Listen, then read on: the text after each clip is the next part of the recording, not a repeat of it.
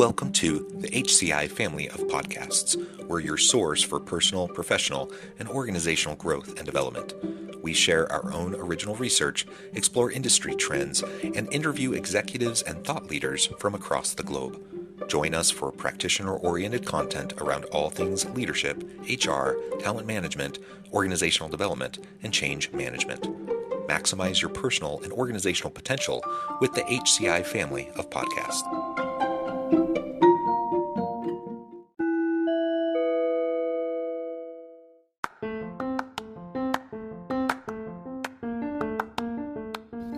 Welcome to the podcast. In this podcast episode, I talk with Raine Mahdi about the benefits of nearshoring and key steps to take for organizational leaders.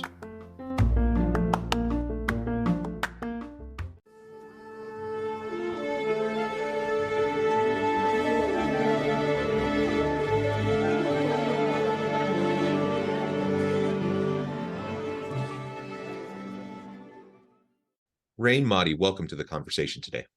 Thanks, man. It is a pleasure to be with you. You're joining us from San Diego area of California. I'm south of Salt Lake City in Utah.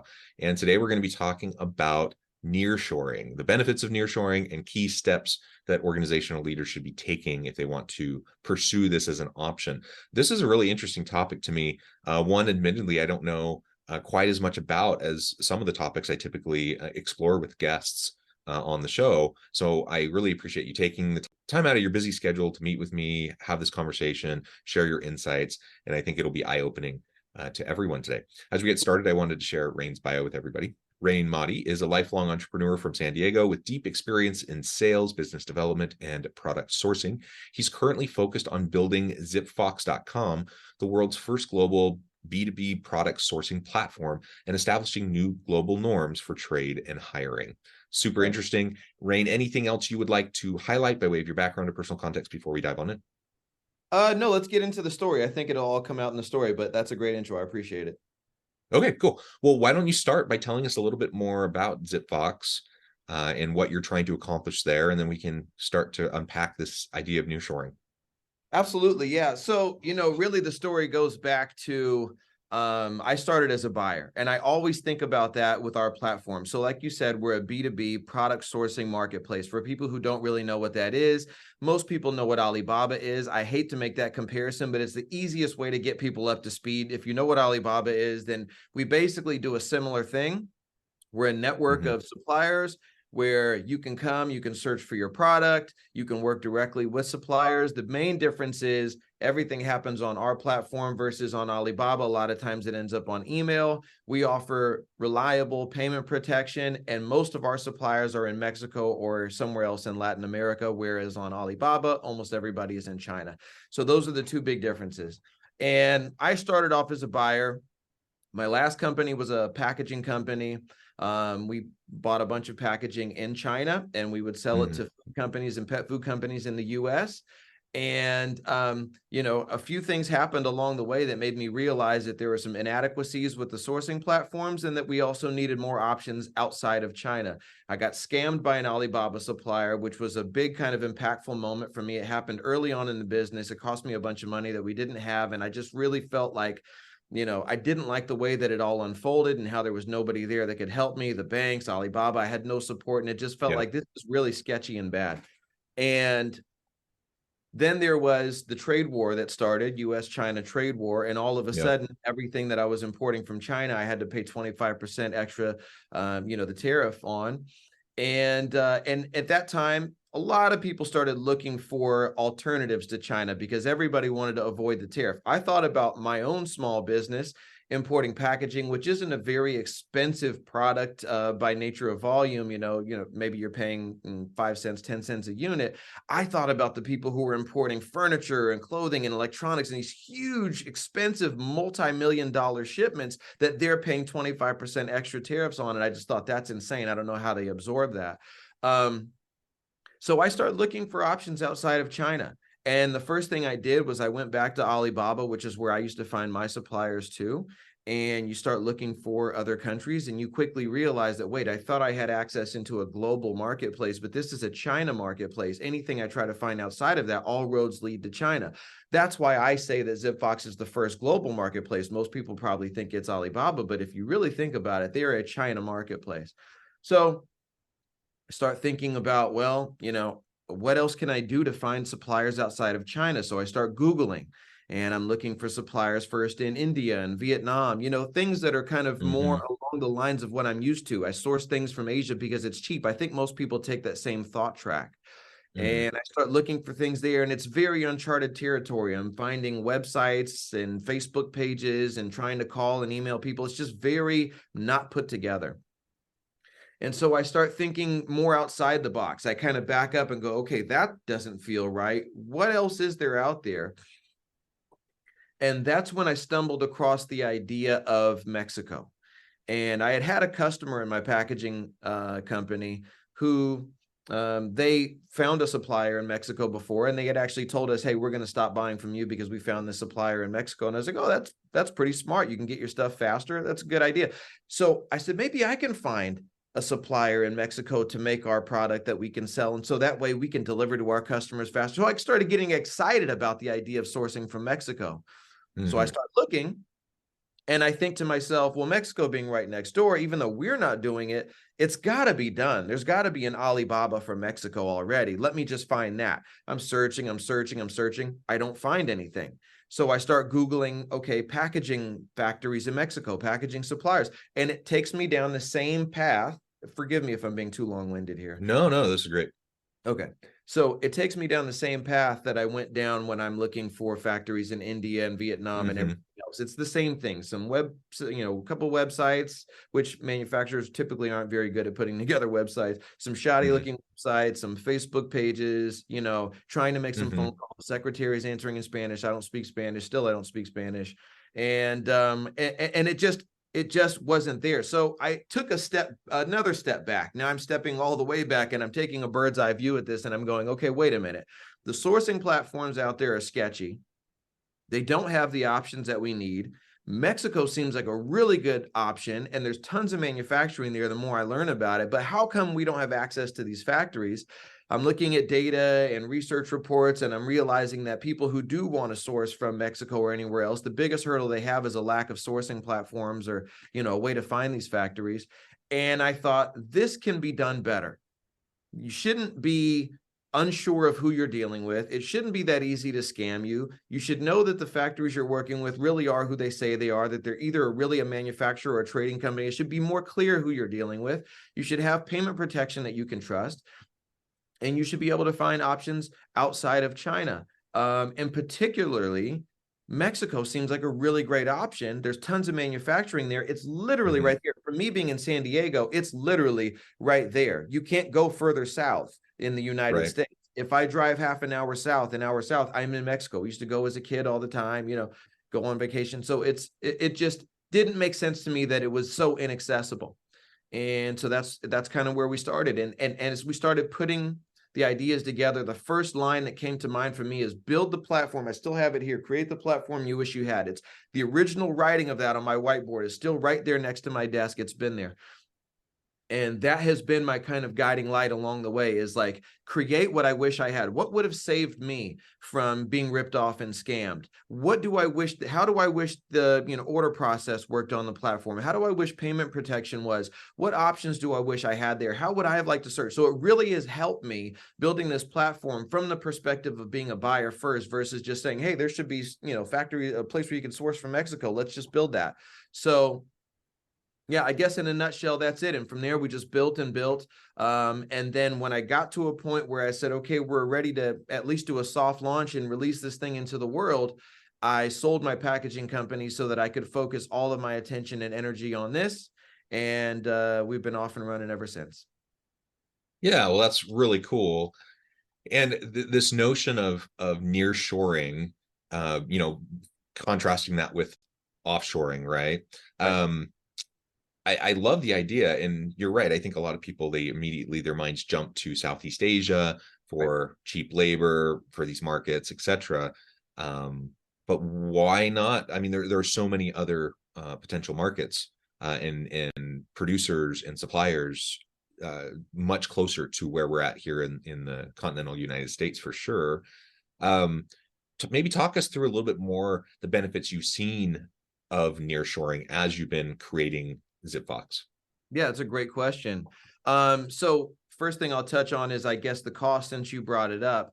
When you think about, Southeast, and when you think about where you can get cheap goods in the world, your mind first points to China / Southeast Asia, as you said. Mm-hmm, And that's true. You can definitely find some of the cheapest goods there. However, you have to look at costs in their entirety, everything that you build into a cost, your delivery time, your cost of delivery, the tariffs or taxes, import taxes, and risk, if you want to count that, but we can call that separate for now and just think about hard costs. The cost of labor, a lot of people don't know this, is actually cheaper in Mexico than it is in China. China's labor cost has been climbing as their middle class is growing, as more money has been coming in, as they've been building up their economy. And that's one of the reasons why you'll find these days a lot of Chinese manufacturers and factories and companies trying to move and set up a satellite location in Mexico, because they also want to capitalize on the cheaper labor that you can find in Mexico. And this trend in nearshoring, they don't want to get left behind. And so a lot of people are saying, hey, that's where it's going next. We need to be there. So one of the benefits is the cheaper labor cost. One of the huge benefits that you'll find is the delivery time, right? Mm-hmm. So if you've got lead time and delivery time, and a lot of people don't know the difference there unless they work in, sourcing or they source products. So lead time is how long it takes the factory to make the product, and so it's ready to ship. And then delivery time is the time from when the factory has finished the product until it actually ships to your door, right? So you got lead time, delivery time. Lead times may be similar in Mexico and in China. Maybe it takes 25 days to make X product, whatever that is. From there, though, is where you see the big difference. So to ship from China to the US, if you're shipping to the West Coast, like right on the coast, LA, San Diego, you're looking at about 4 weeks, a week in customs, 2 weeks in, on the water, and then another week in customs and delivery. So about 4 weeks, could be longer, just depends on what's going on. If there's port congestion, could be whatever, you never know. But typically 4 weeks. If you're going to the Midwest or the East Coast, it could be more like 7 weeks. Down in Georgia, Florida, it takes longer because they go all the way around and come down. So, or take train, maybe has to like come on land and then take the train. So 4 to 7 weeks. Shipping from almost anywhere in Mexico to anywhere in the US, it's like 5 to 10 days. So you're talking about 5 to 10 days versus, basically, like I say sometimes, 5 to 10 days versus 5 to 10 weeks. So you're saving a month plus on delivery time. Now that means a lot. I can take from my packaging company that I had, where so many times we had clients that would pay for rush shipments, air freight, basically. If they needed their product sooner. And they might pay thousands. I've seen people pay $10,000 for an air freight shipment. That's so much money, and it adds to your landed cost, right? I've seen people pay more for air shipping than they paid for the product itself. And so for a lot of people, time is more important than money. If you're in an industry, like, think about clothing. Let's say there's a trend that something funny has happened and you're making a t-shirt, just an easy example. If it takes you a month and a half to get that, you may completely miss the trend by the time the goods land, right? Versus if you can get it in 5 days, not only might you capture that trend, but you might actually be able to do a second run and a third run into that trend before it dies. So that's really important. The other cool thing about having a fast lead or fast delivery time is there's less of a strain on your cash flow. That's one of the hidden benefits that a lot of people don't really realize when they take it for face value. Sure, I get my product faster, I can deliver faster, that's great. But think about the strain on cash flow when you have money tied up. You've paid for something in China, now you're waiting 5 to 7 weeks, 8 weeks, whatever it is, for it to show up before you can then turn those goods back into cash and then go through another sales cycle. But if you can do that a month and a half faster, then you're freeing up your cash. You can go through more sales cycles in a year, which just allows you to grow even quicker. So there's all these benefits. You can also order in smaller quantities. You don't have to order these huge quantities because you know that your delivery cycle is 3 months from China. If you can get it in a month from Mexico, you don't have to warehouse as much. You don't have to buy as much at once. So there's all these huge benefits that are linked to that faster delivery time, aside from just, the convenience of it or being to deliver it to your customer faster. So all those things. And then you've got the expertise in manufacturing. Mexico, even by myself, honestly, has been overlooked for such a long time. Mm.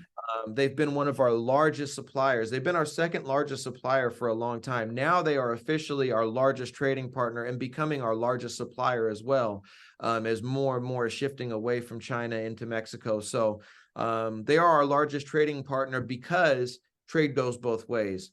With China, we buy from them, they buy almost nothing from us. But with Mexico, we buy from them and they buy from us. And in fact, 40% of the components that go into products made in Mexico are made in the US. So when you're sourcing from Mexico, you're actually also helping the US economy, you're creating jobs in the US. So there's all these benefits. And then the big one, obviously, for a lot of people is the geopolitical risk. You never know what the next dot plot is in this timeline between US and China, that relationship, where things are going. We're already in a trade war. There are still people paying 25% tariffs every day, silently suffering from that, and they've just kind of stopped having a voice. It's not a headline anymore, but it's still happening. And if there's any escalation of the tension between US and China, what's the next thing that's going to happen? It's going to be an economical war before they would ever consider going to an actual, physical boots on the ground war, because that would be really terrible. So the first strike is always going to be, 25% tariffs, now 50%, or sanctions. So you have to worry about this disruption in the supply chain, or you have to worry about just an increase in your costs in that way. You have almost no risk of that happening with Mexico because we have a free trade agreement and we're right next door. And so you're not going to, you're going to do everything you can to avoid having tension with somebody who's right next door to you. So we have this great free trade agreement between the US, Mexico, and Canada, the USMCA. And so you don't have to pay for, you don't have tariffs, you don't have duties on most products. So there's all those things. I'm probably even forgetting some, but there's so many benefits that I've figured out about sourcing from Mexico in comparison to China. Yeah, and whether we're talking about nearshoring or offshoring, from a human capital perspective, that's a tool, that's a strategy that's been used for a long time, right? And as we gained access in a interconnected globalized world to cheaper labor in other parts of the world, it became more and more common to do more and more offshoring. And obviously there's pros and cons to it. And there's certainly trade-offs. And as we already mentioned, a lot of that has focused traditionally in Southeast Asia, China, initially Vietnam, some of these other places. Let's talk a little bit more about the human capital component of having, of sourcing from a neighbor like Mexico or other countries in South America that are geographically closer. Like you said, we geopolitically, it's easier, safer. It's the potential for supply chain disruptions is lower. Just think back to the pandemic and all the supply chain disruptions that happened during that time.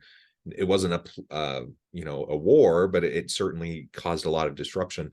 And so as we think about those components, in addition to labor shortages that we have in the US, we don't have enough skilled people doing the jobs that need to be done. Maybe other thoughts on like leveraging the labor markets and the human capital of our neighbors as a strategy for US based businesses who may have traditionally thought about just sending things off to China or Southeast Asia. Yeah, absolutely. One of the big benefits that people speak about with China is just the massive labor force that they have. Just true. I mean, it's unparalleled. And one of the things that people actually comment on in Mexico is the shortage of labor, as all these new companies are coming in, setting up factories, Chinese companies, US companies around the world, setting up their operations in Mexico and tapping the remaining talent. They already have kind of low unemployment there now. But there's a lot of skilled labor there. At the moment, it's not a bottleneck. I think what we're trying to do is see into the future that it could become a bottleneck at some point, but it's not right now. more and more people are becoming skilled as new factories, new companies are coming in and training up unskilled laborers into skilled laborers. So I think there will be this kind of shift in, like, the labor pool is there. However, where is that labor focus now? In other areas, maybe service and things like that, because it's been mostly a tourism kind of economy. Yeah. So I think you're going to find a lot of people coming out of the tourism industry, out of the service industry in Mexico, and going into the manufacturing industry, because there's going to be bigger and better opportunity there. And so that's where I think you're going to find it. The labor is already skilled. You've had huge companies like Toyota, GM, Ford, and Sony, and all these people down there training up their workers and operating there for a long, long time. The big multinationals have known about the power and the benefit of Mexico, and they've been basically down there producing things with low-cost labor and shipping them back to the US for 30 years. So it's really the rest of the world just kind of catching up and getting up to speed on that. But on that note, I guess I would say that, like, we have focused on Mexico, on Central and South America as our first stop in building ZipFox, because we see the most immediate benefit to US businesses. Being able to capitalize on USMCA, all the manufacturing that already exists there. But there is Mexico. There's manufacturing around the world, right? And that's why we call ourselves a global marketplace, because if we just set up with Mexico, then we'd be no different than Alibaba. We would just be, we really see the big opportunity long term in bringing all manufacturing around the world online, from Asia, from Europe. You've got, Swiss and German manufacturing that's unparalleled in their precision. And you've got all these things around the world that exist, this capacity that exists. Even in Africa, you've got manufacturers in Egypt and in South Africa and all these places. And just like there's a proximity benefit of Mexico to US, you've got a proximity benefit other places to other places. Like Egypt is very, very close to Europe. And so for them, is Mexico going to be a great benefit in terms of proximity? No, absolutely not, right? So the same thing, you can't have the same solution for every problem. So what we really see is, in terms of just kind of the human capital, is the global human capital. If we can create these types of, synergies between countries, if we can create accessibilities, if we can allow manufacturers around the world to be able to tap into the global market, and buyers around the world to be able to tap into the manufacturing that exists everywhere, that's where the real value lies. And that's the thing that I'm the most excited about. Again, thinking about this through the eyes of a buyer, if I was to search for, whatever I'm looking for, let's say, hooded sweatshirt that I'm wearing, if I was to search for that on ZipFox and be able to then filter by what matters the most to me. If it's cost, maybe we show you factories in a certain area. If it's delivery time, maybe we show you factories in a different area. Maybe it's some sort of, social or environmental impact, and then we show you certain manufacturers that have that, that capability. And so that's where I think the real power lies. It's, to me, very funny that in 2023, after how many years of the internet, somebody's finally putting together a global marketplace. You would have almost thought that, like, that's the first thing you would do. Hey, we have access to everybody in the world. Let's sell things to each other. You would think that's like the first thing you would do. So it, to me, is a little bit strange that here I am and my team building this thing for the first time, that there is no global marketplace out there. But that's really what we're doing. And so when I think about human capital, it reminds me again that, like, look, the solution isn't now let's pour everything into Mexico and then have all our eggs in one basket again. Let's really kind of diversify. Let's connect the entire world, and then you don't have a human capital or capacity problem ever again. Yeah, I love it. So I note the time. I'm going to have to let you go in just a minute, but maybe as we wrap things up, what's maybe one of the first 1 or 2 steps that organizational leaders should do as they're starting to contemplate whether this is something they want to pursue? Yeah, I think just like anything else, taking the first step is the most important thing, right? So come on ZipFox, and I'm not just like, talking my own book here, but there's nowhere else to go. So come on ZipFox and search for your product, start getting quotes, start talking to some suppliers. And the best thing for me, I always think, is to have the advantage of time. Don't wait until you have to do it and then be forced to hurry up and make a decision.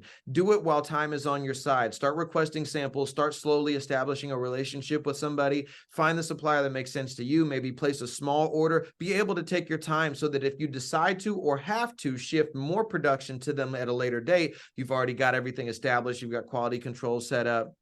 You're not doing it in a pinch. Nobody wants to make a huge decision like that in a pinch. But if the headline comes out tomorrow, China just bombed Taiwan, we're raising the tariffs from 25 to 75%, all of a sudden you're in this situation where you have to move everything immediately. And then you're like, oh, on ZipFox. And then this bottleneck issue that could be coming down the road with the capacity in Mexico starts to really become an issue because everybody's trying to lock down production time. And now you can't find a supplier, or you don't have access to the really great suppliers. You have to take what's left. So that's my advice, is get started early. Yeah, well said. Raine, this has just been a really fun conversation. Thanks, I man. encourage the audience to reach out, get connected, find out more about what Raine and his team at ZipFox can do for you. And as always, I hope everyone can stay healthy and safe, that you can find meaning and purpose at work each and every day. And I hope you all have a great week. Thanks.